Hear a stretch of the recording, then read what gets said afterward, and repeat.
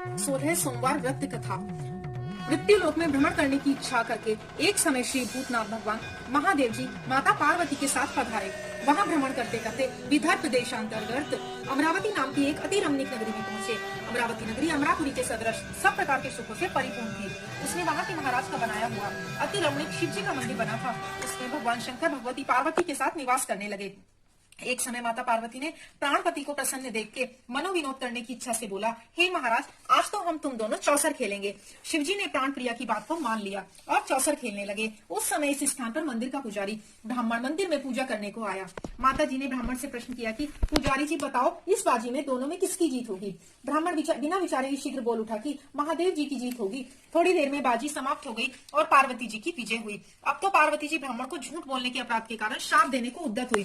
तब महादेव जी ने पार्वती जी को बहुत समझाया, परंतु उन्होंने ब्राह्मण को कोढ़ी होने का श्राप दे दिया। कुछ समय बाद पार्वती जी के श्रापवश पुजारी के शरीर में कोढ़ पैदा हो गया। इस कारण पुजारी अनेक प्रकार से दुखी रहने लगा।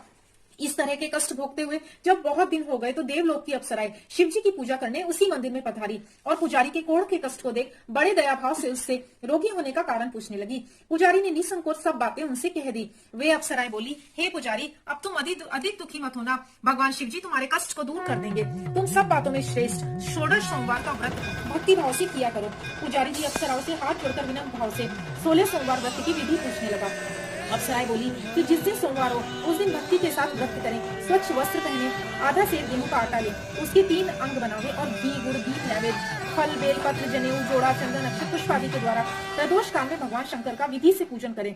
तत्पश्चात उन 3 भाग में से एक भाग शिव जी को अर्पण करें और बाकी 2 को शिव जी की प्रसादी समझकर उपस्थित जनों में बांट दें और आप भी प्रसाद पावें। इस विधि से 16 सोमवार तक व्रत करें। तत्पश्चात 17वें सोमवार के दिन पाव से पवित्र गेहूं के आटे की बाटी बनाएं, तद अनुसार घी और गुड़ मिलाकर चूरमा बनावें और शिव जी को भोग लगाकर उपस्थित भक्तों में बांटे। पीछे आप सह कुटुंब प्रसादी ले तो भगवान शिव जी की कृपा से आपके मनोरथ पूर्ण हो जाएंगे। ऐसा कहकर अप्सराएं स्वर्ग को चली गई। ब्राह्मण ने यथाविधि 16 सोमवार व्रत किया तथा भगवान शिव जी की कृपा से रोग मुक्त होकर आनंद से रहने लगा। कुछ दिन बाद जब फिर शिव जी और पार्वती जी उस मंदिर में पधारे तब ब्राह्मण को निरोग देख पार्वती जी ने ब्राह्मण से रोग मुक्त होने का कारण पूछा तो ब्राह्मण ने 16 सोमवार व्रत की कथा कह सुनाई। तब तो पार्वती जी ने अति प्रसन्न हो ब्राह्मण से व्रत की विधि पूछकर व्रत करने को तैयार हुई।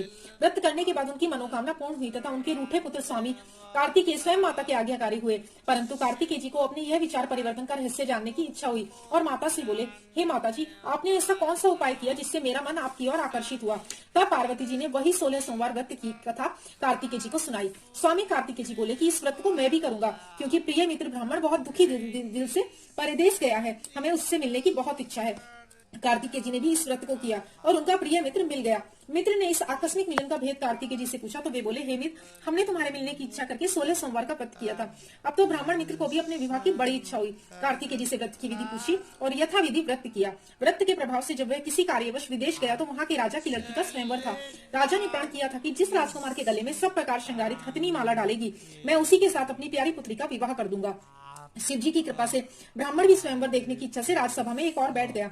नियत समय पर हथनी आई और उसने जयमाला उस ब्राह्मण के गले में डाल दी। राजा की प्रतिज्ञा के अनुसार बड़ी धूमधाम से उसकी कन्या का विवाह उस ब्राह्मण के साथ कर दिया।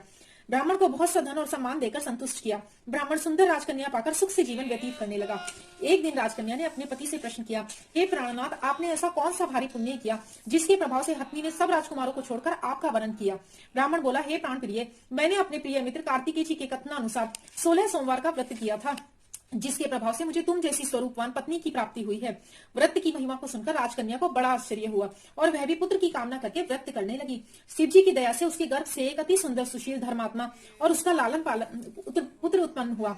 माता पिता उस देव पुत्र को पाकर अति प्रसन्न हुए और उसका लालन पालन भली प्रकार से करने लगे। जब पुत्र समझदार हुआ तो एक दिन अपने माता पिता से प्रश्न किया कि हे माँ, तुमने कौन सा व्रत एवं तप किया है जो मेरे जैसा पुत्र तुम्हारे गर्भ से उत्पन्न हुआ। माता ने पुत्र का प्रबल मनोरथ जान करके उसको अपने द्वारा किए हुए 16 सोमवार व्रत की विधि बताई।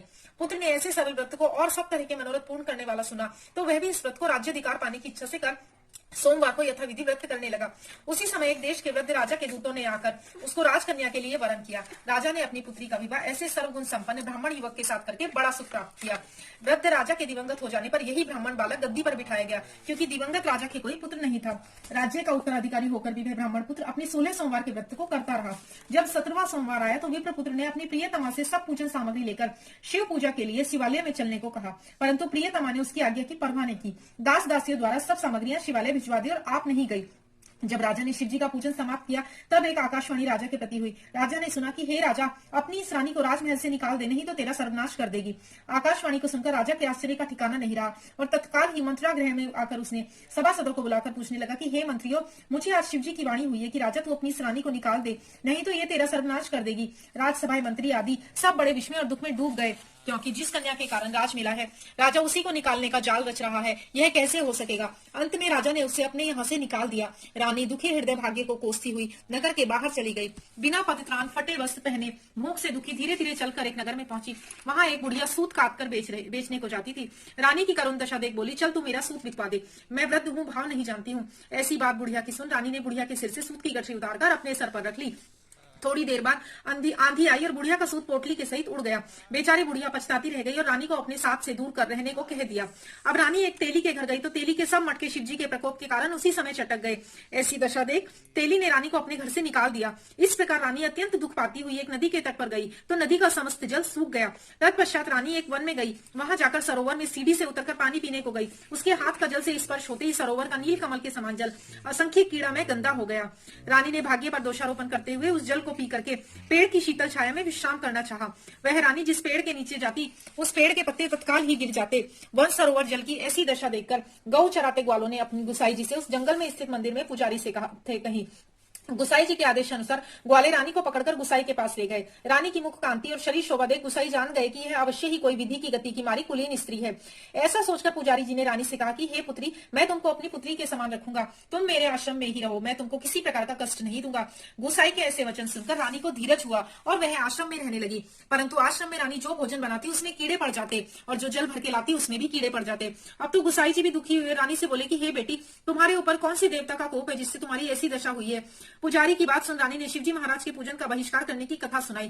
तो पुजारी शिवजी महाराज की अनेक प्रकार से स्तुति करते हुए रानी से बोले कि देवी, तुम सब मनोरथ के पूर्ण करने वाले 16 सोमवार के व्रत करो, उसके प्रभाव से अपने कष्ट से मुक्त हो सकोगी। गुसाई की बात सुनकर रानी ने 16 सोमवार व्रत को विधिवत संपन्न किया और 17वें सोमवार को पूजन के प्रभाव से राजा के हृदय में विचार उत्पन्न हुआ कि रानी को गए बहुत समय व्यतीत हो गया है, न जाने कहां कहां भटकती होगी, ढूंढना चाहिए। यह सोच रानी को तलाश करने के लिए चारों दिशाओं में दूत भेजे। वे दूत रानी को देखते हुए पुजारी के आश्रम में पहुंचे। वहां रानी को पाकर पुजारी से रानी को मांगने लगे, परंतु पुजारी ने उनसे मना कर दिया। तो दूत चुपचाप लौटे और आकर महाराज के सम्मुख रानी का पता बतलाया। रानी का पता पाकर राजा स्वयं पुजारी के आश्रम में गए और पुजारी से प्रार्थना करने लगे कि महाराज, जो देवी जी आपके आश्रम में रहती हैं वह मेरी पत्नी है। शिवजी के कोप से मैंने इनको त्याग दिया था, अब इस पर से शिव का प्रकोप शांत हो गया है, इसलिए मैं इन्हें लेने आया हूँ। आप इनको मेरे साथ जाने की आज्ञा दे दीजिए। गुसाई जी ने राजा के वचन को सत्य समझकर रानी को राजा के साथ जाने की आज्ञा दे दी। गुसाई की आज्ञा पाकर रानी प्रसन्न होकर राजा के साथ महल में आई। नगर में अनेक प्रकार के बधावे बजने लगे।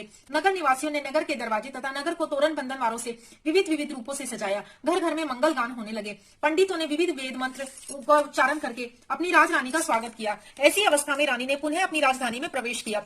महाराज ने अनेक प्रकार से ब्राह्मणों को दान आदि देकर संतुष्ट किया। याचकों को धन धान्य दिया। नगरी में स्थान स्थान पर सदाव्रत खुलवाए, जहाँ भूखे लोगों को भोजन मिलता था। इस प्रकार से राजा शिवजी की कृपा का पात्र हो राजधानी में रानी के साथ अनेक तरह के सुखों का भोग करते समय सोमवार का व्रत करने लगा। विधिवत शिव पूजन करते हुए इस लोक में अनेक सुखों को भोगने के पश्चात शिवपुरी को पधारे। ऐसे ही जो मनुष्य मनसा वाचा कर्म द्वारा भक्ति सहित 16 सोमवार का व्रत पूजन इत्यादि विधिवत करता है, वह इस लोक में समस्त सुखों को भोगकर अंत में शिवपुरी को प्राप्त होता है। यह व्रत सब मनोरथों को पूर्ण करने वाला है। इति 16 सोमवार व्रत कथा। ओम नमः शिवाय। माता पार्वती की जय हो।